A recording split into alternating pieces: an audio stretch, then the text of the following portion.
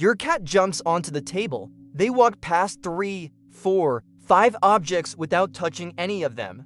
Then they stop. They look at one specific thing, a pen, a glass, your phone. They look at you. They look back at the object.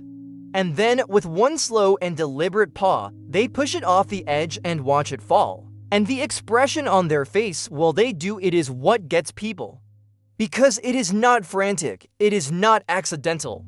It is calm, focused, almost scientific, like they are running an experiment and already know the result.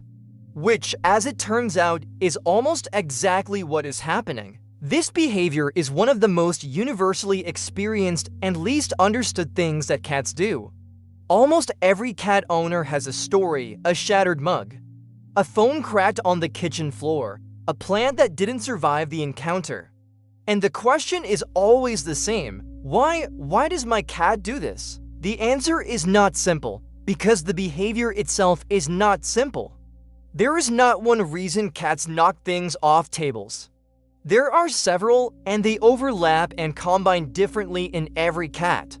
But they all trace back to the same root. Your cat is a predator operating in a domestic world that was not built for their instincts. Understanding why they do it requires understanding what is happening inside them, what their brain is seeking, what their body needs, and what message, if any, they are trying to send you.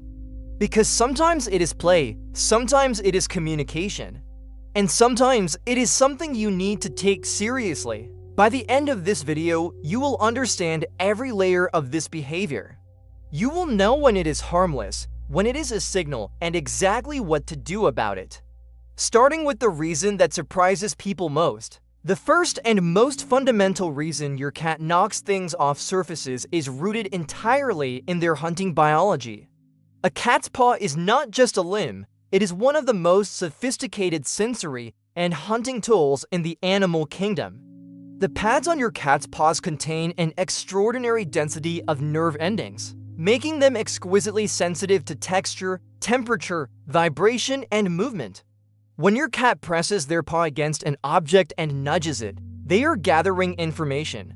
They are assessing, is this thing alive? Does it move? Does it respond? Is it prey? In the wild, a cat approaching a small animal will often tap it with a paw before committing to a full attack.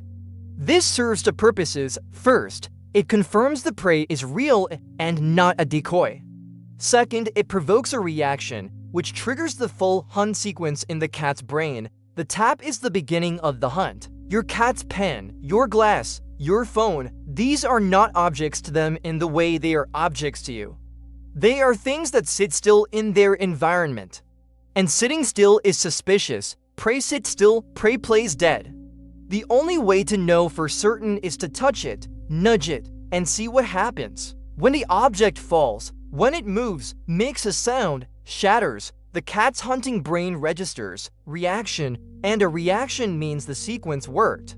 The object was prey-like, the behavior gets reinforced. Which is why, once a cat starts doing this, they often keep doing it because every fall, every crash, every reaction from you confirms that this behavior produces results. This is not mischief. This is biology. Your cat is not trying to annoy you. They are running ancient software in a modern environment.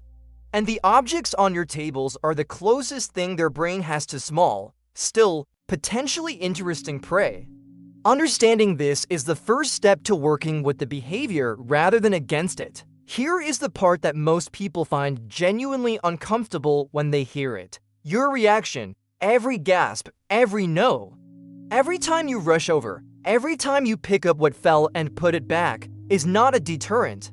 It is a reward, and it might be the biggest reason your cat keeps doing this. Think about what happens from your cat's perspective. They push something, it falls.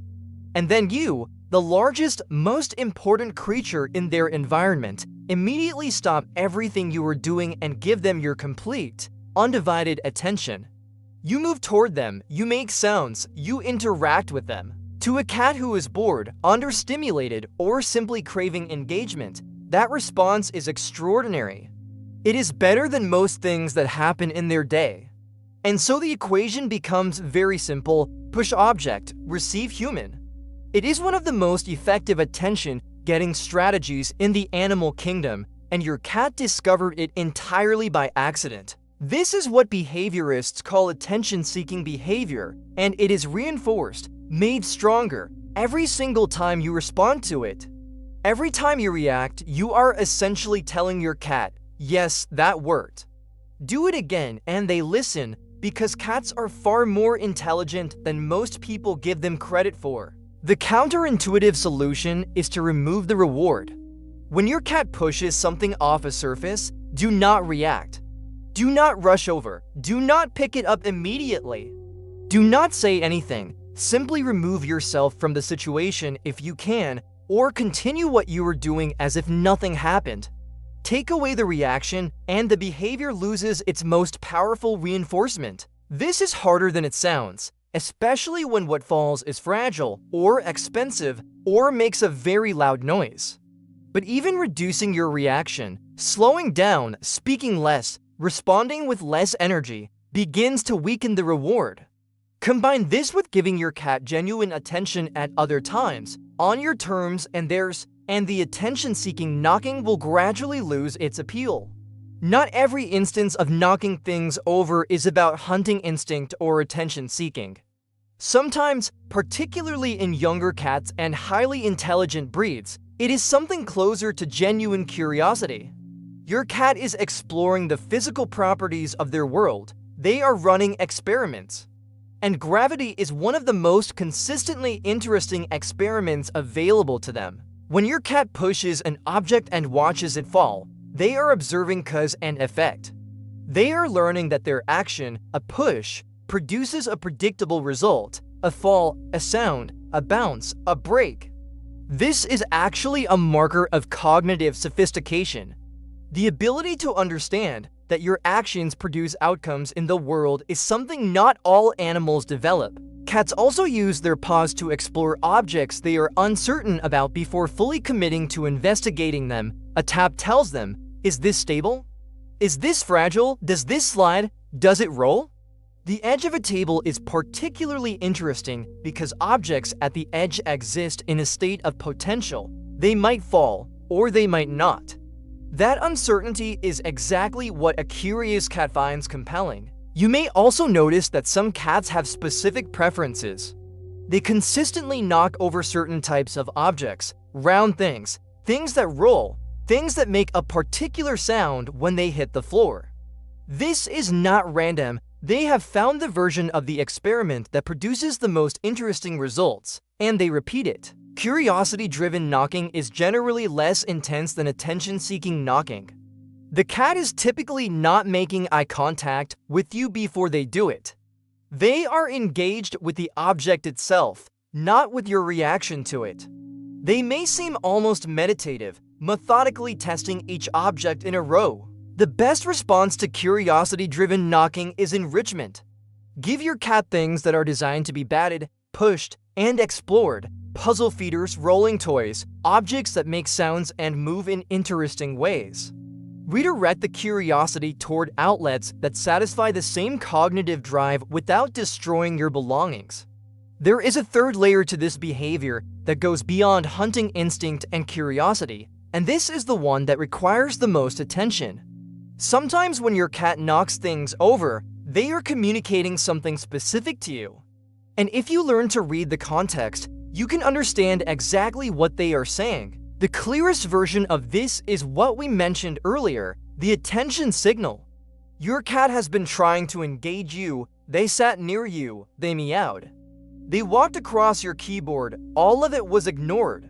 And now they are escalating to a behavior they know, from experience, will absolutely get your attention.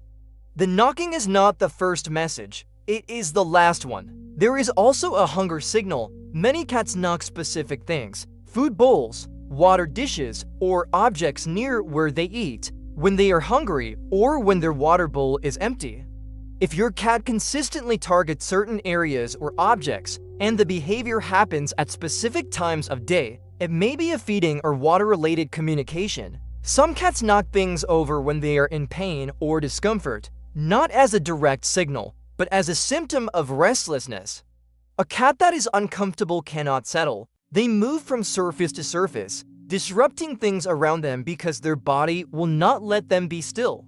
If the knocking is accompanied by changes in appetite, grooming, or energy, it is worth a veterinary visit. And then there is territorial behavior in multi-cat households, or when a new person or animal has entered the home. A cat may knock things over as a way of asserting presence, of saying, "I am here, this is my space, the things in this space move because I decide they move." It is frustration and territorial anxiety expressed through the only outlet available. Reading which version of this behavior you are dealing with requires paying attention to context. When does it happen? Where does it happen? What was happening immediately before? What is your cat's body language while they do it? The behavior itself is the same, but the message behind it is completely different. And the right response depends entirely on what your cat is actually trying to say. Now that you understand why your cat knocks things over, let's talk about what to actually do about it. And the first thing to be clear about is what not to do. Punishing your cat for this behavior does not work. Spraying them with water, shouting at them, pushing them off the table, none of it addresses the root cause. And worse, any reaction, even a negative one, can become a reward. If your cat is pushing things for attention and you respond with anger, you are still responding. You are still giving them the one thing they were seeking, your full, undivided focus. Punishment teaches your cat nothing except that you are unpredictable, which damages trust without changing behavior. The first real solution is enrichment. A cat who is mentally and physically stimulated throughout the day has far less drive to seek stimulation by knocking things over. Puzzle feeders, wand toys, window perches with outdoor views, cat trees, rotating toys, these are not luxuries. They are necessities for a cat living indoors. Meeting the need directly is always more effective than blocking the behavior. The second solution is scheduled, proactive play. Before your cat reaches the point of boredom or attention-seeking, play with them. 10 to 15 minutes of genuine hunting-style play, a wand toy they can chase, catch, and bite, satisfies the predator brain in a way that prevents it from finding its own outlets. A tired, satisfied cat does not need to push your glasses off the counter. The third solution is environmental management.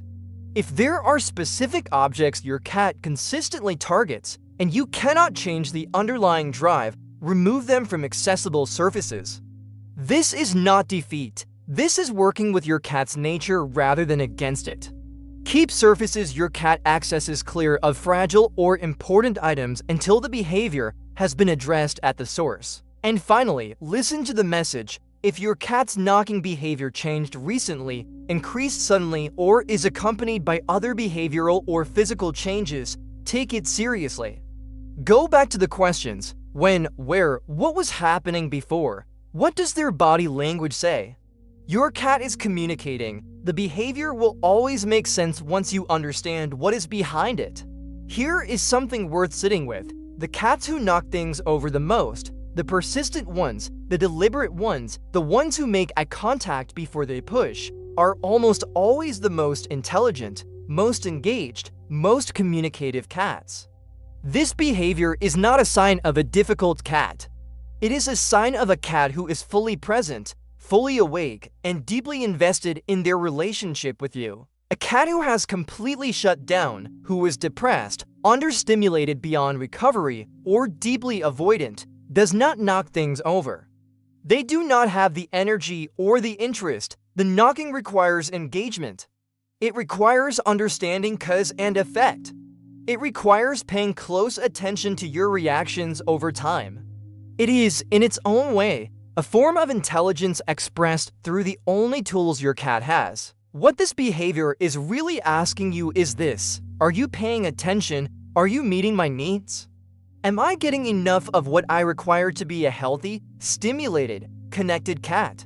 The knocking is the symptom. The underlying question is the real thing worth answering. And when you answer it, when you enrich their environment, when you play with them daily, when you stop reacting to the knock and start proactively engaging before it happens, something shifts. The behavior decreases not because you suppressed it, but because the question behind it finally got answered. Your cat no longer needs to ask. That is the deepest truth about almost everything cats do. The behaviors that frustrate us most are almost never about the behavior itself. They are about an unmet need being expressed in the only language available. Knocking things over is not your cat being destructive, it is your cat being communicative. Being alive, being exactly who they are. And a cat who trusts you enough to communicate, even through a shattered mug and a soaked phone, is a cat who believes you might eventually listen. So listen, not just to this, but to all of it. Your cat is talking to you constantly, every stare, every blink, every nudge, every push. The whole conversation is happening, you just have to learn to hear it. Most people will never know what their cat is actually saying, you do now. Subscribe, and every week, we'll give you one more piece of the language your cat has a lot left to tell you.